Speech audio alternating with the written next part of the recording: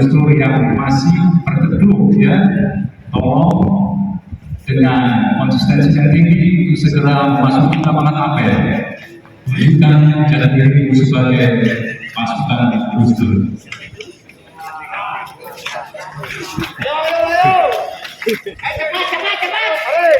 No respect, no respect.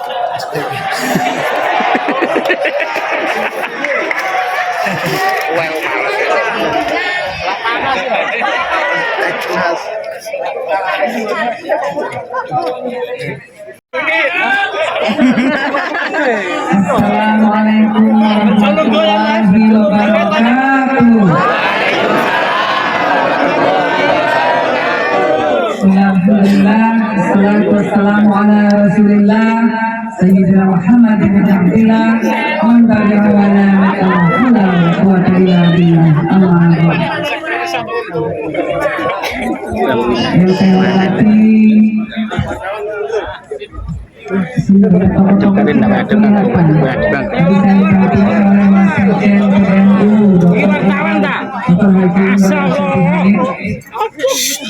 lalu juga ada Dr. Hamid dari ISNU,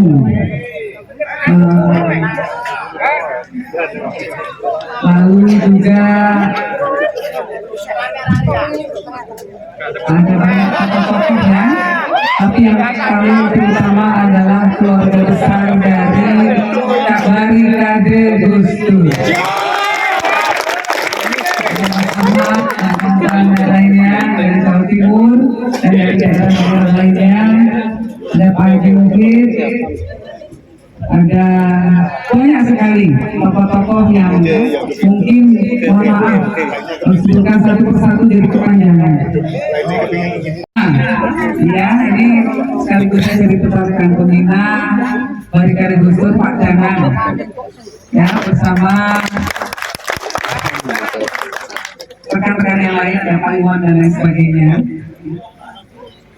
yang hari ini menyelenggarakan peringatan hari lahirnya Kiai Haji Abdurrahman Wahid.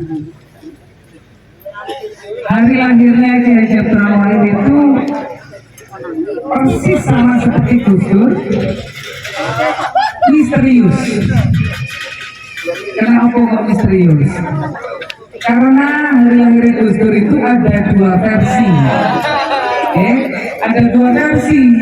Kalau sampai lihat online di Wikipedia ditulisnya 4 Agustus. Ya. Tapi sebetulnya bukan 4 Agustus. Karena aslinya itu tanggal 7 September. Kok bisa ceritanya dia? Jadi Gus Dur itu seperti zaman dulu, orang-orang zaman dulu nggak kenal yang namanya tanggalan Romawi atau Masehi. Yang seperti kita kenal sekarang, Agustus, September, Oktober kenal. Gus Dur dicatatnya itu tanggal 4 Ruwah, 4 Ruwah tahun 40. Nah, Ruwah bulan 8. Begitu diurut-urut ternyata bukan 4 Agustus. Yang betul adalah 7 September. Nah, itulah kenapa kemudian, tapi sudah terkadung, sudah terdaftarnya di KTP dan lain sebagainya 4 Agustus. Ya sudah, tetap diperingati 2 hari kelahiran, yaitu 4 Agustus dan 7 September. Nah, jadi kita semua sekarang ini merayakan hari ulang tahunnya Gus Dur yang asli. Asli loh, asli loh. Nah, saya ini berterima kasih panjenengan sekalian membuat inisiatif semacam ini untuk memperingati hari lahirnya Gus Dur. Banyak orang bertanya-tanya, Gus Dur ini ke pondok sudah lama, tapi kok masih banyak orang mengenal jasa baik beliau, masih tergerak hatinya mau ikut datang ke acaranya Gus Dur. Di sini ada yang usianya di bawah 20 tahun. Ada. Banyak. Seperti kakek rasa aku. Nah, ada yang masih muda muda tapi hatinya tetap bergerak untuk Ini termuda nih. datang. Ini yang kecil saja ada. Ya berkaitan dengan Gus Dur. Kenapa? Apa yang menautkan kita semua? Ya, apa yang membuat kita itu merasa kok saya merasa perlu terus memperingati keteladanan Gus Dur. Ya, saya mau nyanyikan sedikit bait, Pak. Oke, ini adalah sebuah karya yang dikarang oleh Sultan Agung Hadatokusumo. Bunyinya seperti ini. Rasa rasa untaliati dingin rasa liro rasa kari anane kan cipta lawan ripto saya dipingin cipta kan ripto pan gendipun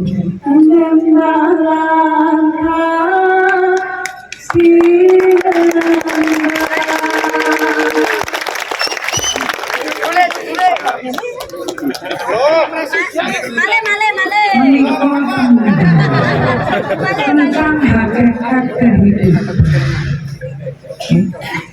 Tentang apa? Tentang hubungan antara yang maha kuasa, antara yang maha kuasa dan makhluk-makhluknya, antara apa yang diciptakan dan sang pencipta. Iya apa nggih?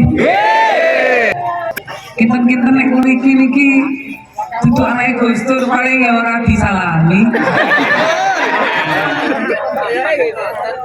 Kinten-kinten nek jenengan mriki niki sanes menghadiri acara ini, tolong nggih wis liwat wae. Gitu? Tapi lo peziarah. Tapi ziarah memang banyak. Nah kalau disalami semua ya sengkleh tangani lah ngoten toh. Nah, orang disopo ya paling yang ngono tok matu-matu tok makan. Tapi karena kita semua diikat oleh hati, diikat oleh perasaan, diikat oleh kecintaan, ya mandek rene, ya nyopo. Jadi hati ini sangat penting, tidak boleh dilupakan dalam melangkah menjalani kehidupan, dalam setiap tindakan kita. Apalagi sekarang di zaman masyarakat yang semuanya serba membingungkan. Saat ini ada banyak yang namanya disrupsi. Apa kan itu disrupsi? Perubahan dalam masyarakat kita yang bikin bingung. Sing salah kadang-kadang ketoke bener, sing bener ketoke salah. Mengkudeta Gus Dur rasane kok dikudeta ngomongin. Piye to? Dicontohe ya. Ora usah diomongin iku sapa?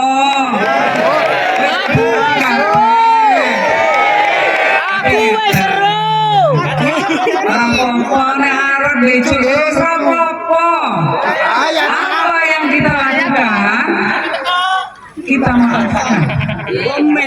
Kita maafkan. Kita maafkan karena apa? Karena itu yang ditoladankan oleh Gus Dur. Tapi sambil kita ingatkan. Jadi kalau saya ditanya, Mbak itu pripun iku jerene rasane dikudeta.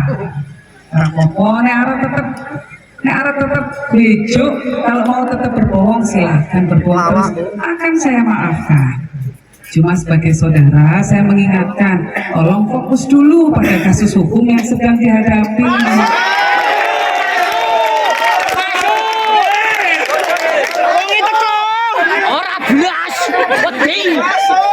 Betul.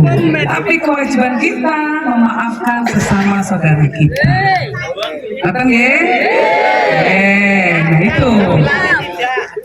Nah, karena ini adalah toladannya Gus Dur, salah satu toladannya Gus Dur adalah memaafkan Gus Dur itu jembar seperti samudra. semua yang datang diterima. Yang namanya samudra itu mau kotoran, mau apa, air semuanya datang dari sungai-sungai, kali-kali mengalir ke lautan. Sampah yang metu ono bangke kewan yang melu kabeh ditompo, diterima semua. Dan malah yang dikembalikan adalah apa? Hasil laut, ikan untuk dimakan manusia, rumput laut untuk dikonsumsi dan lain sebagainya. Nah itulah, nah kita harus jembat juga seperti itu, tapi tetap harus belajar dari kesalahan yang ada, harus dimaafkan, tetapi kelakuannya apalagi yang merugikan rakyat dan masyarakat harus diluruskan. Nah itu ya sikap kita ya, jangan benci, kita doa. Kalau sampai nggak bisa bangun, nggak bisa mencapai mimpi Indonesia emas. Anak yang rasa itu suke, bapak yang ibu yang rasa itu lu mau ngaji.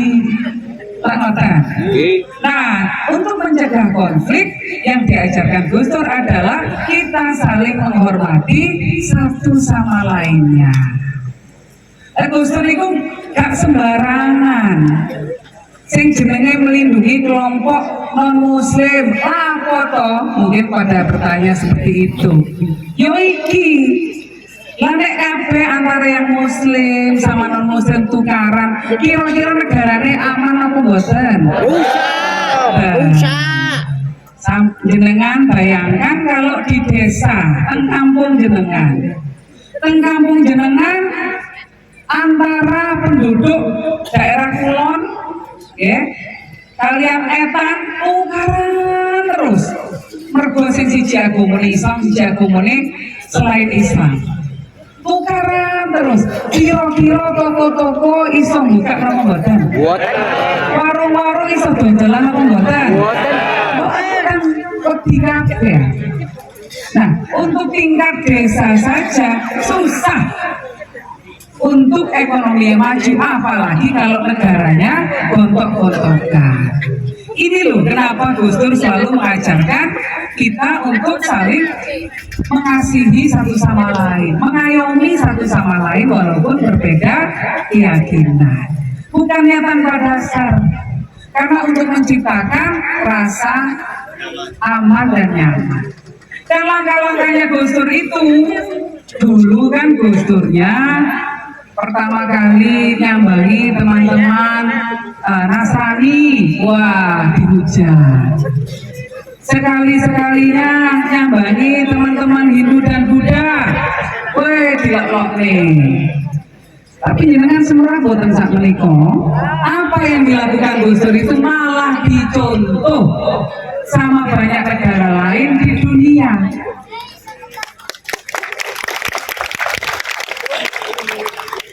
Saya sekitar 3 minggu yang lalu baru kembali, sebulan yang lalu baru kembali dari sebuah negara namanya Uni Emirat Arab. Di negara Uni Emirat Arab, negara Emirat Arab ini, tiang-tiangnya di Arab Selatan. Nama bajunya baju put, baju tua nih kalau baju gamis, kayak kita ngomongnya baju gamis. Nah, tapi di sana ada Kementerian Toleransi. Nah, sampai seperti itu. Karena untuk memastikan bahwa non-muslim yang ada di sana bisa beribadah dengan tenang. Gus Dur ini sudah 30 tahun yang lalu melakukan itu. Artinya kita sudah lebih dulu maju. Di sana baru dibentuk Kementerian Toleransi. Menterinya namanya Syekh Yahya bin Yahya. Saya kebetulan kenal beliau, itu Pak Habibie itu memberikan kepada kita semua imajinasi tentang negara yang berbasis teknologi. Pak Habibie memberikan kepada kita visi tentang negara yang kuat secara teknologi. Karena apa? Kalau negara punya basis teknologi, maka dia akan maju secara ekonomi. Contohnya Korea Selatan, contohnya Jepang, ya. Tapi rakyatnya masih merasa terkungkung. Lahirlah reformasi. Reformasi lahirlah Gus Dur sebagai pemimpin Indonesia. Gus Dur memberikan demokrasi yang sesungguhnya. Keadilan sosial ditegakkan, ada kesetaraan. Mau orang apapun latar belakang agama dan keyakinan, sama-sama punya hak yang sama di mata hukum. Mau orang dia dari kondisi ekonomi yang berbeda, mau kaya, mau miskin, semua sama harus dilindungi oleh hukum. Ini yang dilakukan oleh Gus Dur.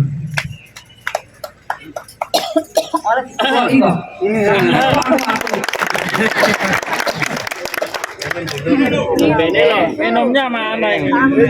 Itu. Setelah Gus Dur ada Bu Megawati. Bu Megawati cara pemimpinannya populis. Ya, dan itu banyak kebijakan-kebijakannya soal buruh dan lain sebagainya. Setelah Bu Megawati ada Pak SBY. Pak SBY itu memberikan contoh bagaimana tentara yang dulu terlibat dalam politik sekarang ikhlas untuk berkontestasi dalam politik lewat proses demokrasi. Soalnya orang lewat proses demokrasi, orang lewat pemilihan, yo kira-kira siji gawe gawe bedil, siji ora gawe bedil sing menang sing endi? Sing gak gawa bedil. Sakti. Oh, karena sakti jadi. Soalnya bapaknya lewat proses industrialisasi. Nah, ini dijawab smelter. Opo meneh iku smelter? Oke, ngeten lho ngeten. Dulu kita Indonesia ini negara yang kaya luar biasa. Dianugerahi kekayaan alam yang luar biasa. Banyak mineralnya, mineral-mineral, batu-batu dan lain sebagainya, minyak bumi, gas alam dan lain sebagainya. Tapi dulu dijualnya mentah. Nek dijualnya mentah, murah. Contohnya ngeten, jenengan nandur singkong. Singkong apa bahasa Jawa ini?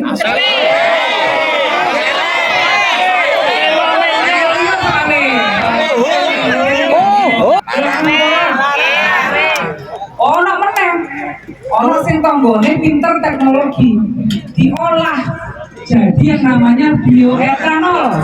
Bioetanol itu adalah bahan bakar berbahan nabati. Iso lho bohong dadi BBM itu sakit. Asal diolah pakai mesin, ya. Nah, harganya jauh lebih mahal nggak? Tidak dodolan nikel mentah saja, tapi juga jualan barang-barang olahan. Kalau sudah barang olahan, ada yang namanya nilai tambah. Apa itu? Nilai tambah. Bahasa Inggrisnya itu added value. Coba, apa? Added value. I love you. I love you. Ya, kertas sih bahasa Inggrisnya ya. Ini biasanya kertas uang ini kertas bahasa Inggris. Bahasa Inggrisnya lawang itu apa? Pintu. Bahasa Inggrisnya Pak, itu bahasa Inggrisnya Pak. Oh, tenang. Ini kan disuuk Bapak ini. Bahasa Inggrisnya pintu apa? Door. Lalu bahasa Inggrisnya buka pintu. Open the door. Open the door. Nek bahasa Inggrisnya kunciku keri mang tak tinggal nak kamar terus saya kira buka lawang. Kunciku ketinggalan. Gondek tasnya lagi ora roh. Ali ora iso buka lawang. Jadi kunciku keri ora iso buka lawang. Tapi bahasa Inggrisnya gedor-gedor. Kelompok yang hanya ingin berkuasa politik. Jenengan bersedia untuk menahan godaan, mau jadi caleg lah, mau jadi apa, mau dapat posisi dan lain sebagainya, ikut sana, ya. Jenengan bersedia ngempet itu semua karena ingin tetap membela Gus Dur. Santrinya Gus Dur, Mbak. santrinya Gus Dur. Saya mendoakan agar Allah SWT senantiasa memberikan barokah yang sebagai balasan atas kesetiaan yang telah diberikan kepada Gus Dur. Karena kesetiaan pada Gus Dur itu bukan cuma kesetiaan kepada sosok Gus Dur, tetapi atas nilai-nilai yang telah diperjuangkan oleh para pejuang-pejuang kita, para muassis Nahdlatul Ulama, para ulama-ulama kita terdahulu, yang para pemimpin-pemimpin bangsa kita.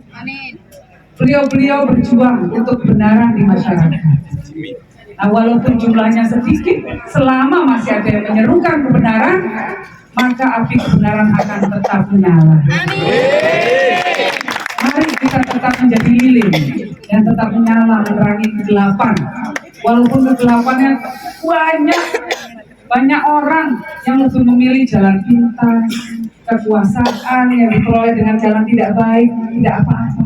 Kita tetap menjadi lilin, Rela membakar dirinya. kita dari mereka.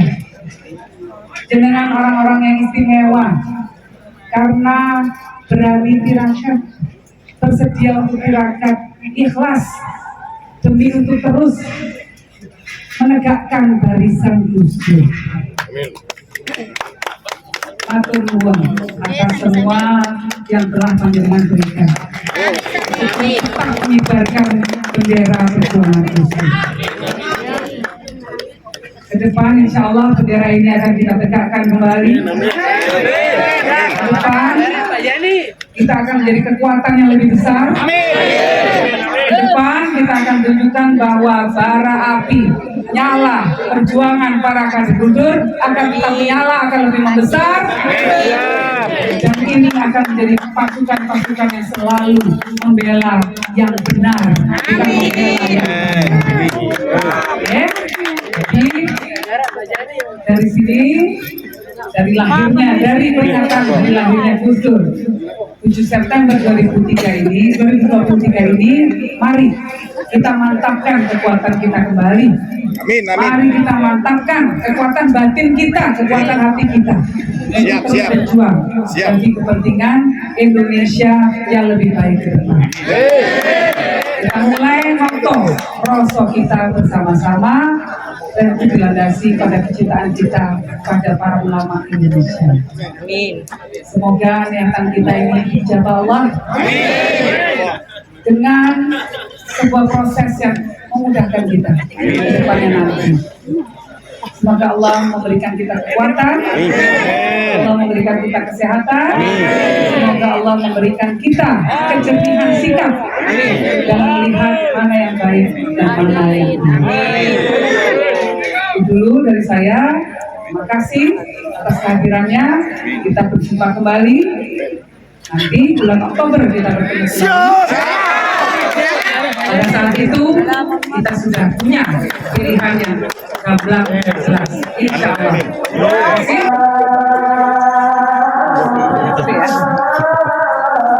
Perkembangan sikap terkait dengan politik yang saat ini sedang dukungan hari ini saya melakukan riyadhah spiritual, memang lazim saya lakukan ya, datang ke makam para leluhur saya, ke makam Mbah Hashim Asy'ari, makam Maulai Hashim yang salihah, dan ayah saya sendiri Kiai Abdurrahman Wahid. Tidak lain dan tidak bukan, tujuannya adalah untuk berdoa, minta didoakan agar saya diberikan ketetapan hati untuk memilih nantinya calon yang terbaik, yang kita anggap paling terbaik untuk memimpin Indonesia. Nah, ini bukan sesuatu yang mudah untuk membuat keputusan tersebut, karena semua calon yang ada punya banyak kelebihan, tapi juga ada kekurangan-kekurangannya. Jadi harus betul-betul jernih sekali melihatnya. Nah, untuk bisa melihat dan memutuskan dengan jernih, pastinya butuh tuntunan dari Yang Maha Kuasa, dari tuntunan spiritual. Kita sekarang berada dalam situasi negara, masyarakat di mana yang benar bisa salah, yang salah bisa jadi benar. Kita perlu untuk terus mengedepankan politik yang berdasarkan pada moralitas, yang berdasarkan pada hati nurani. Nah, jadi untuk bisa melakukan itu semua, politik yang tetap berdasarkan pada moralitas, yang tidak hanya sifatnya transaksional belaka, hanya sekedar untuk menang-menangan saja, hanya sekedar untuk mencari kekuasaan saja. Maka bagi saya penting untuk bertafakur sejenak ya di makam para leluhur saya untuk mencari inspirasi dari perjuangan beliau-beliau terdahulu, karena beliau-beliau terdahulu perjuangannya sangat nyata bagi kepentingan masyarakat, yang didahulukan bukan egonya, bukan keinginan untuk berkuasa, tapi betul-betul apa yang menjadi kebutuhan masyarakat. Nah, saya perlu mencari kekuatan dari apa yang telah beliau-beliau perjuangkan, dari toladan sikap beliau-beliau semua para leluhur saya dalam berjuang untuk masyarakat. Saya berdoa agar dituntun, membuat keputusannya benar, agar betul-betul pemimpin ke depan nanti bisa terus meneruskan mimpi Indonesia menjadi mimpi emas Indonesia untuk menjadi negara yang besar. Sampai saat ini apa sudah ada sinyal petunjuk kira-kira siapa yang perlu didukung oleh masyarakat? Saat ini saya melakukan exercise rasional, ya, jadi melakukan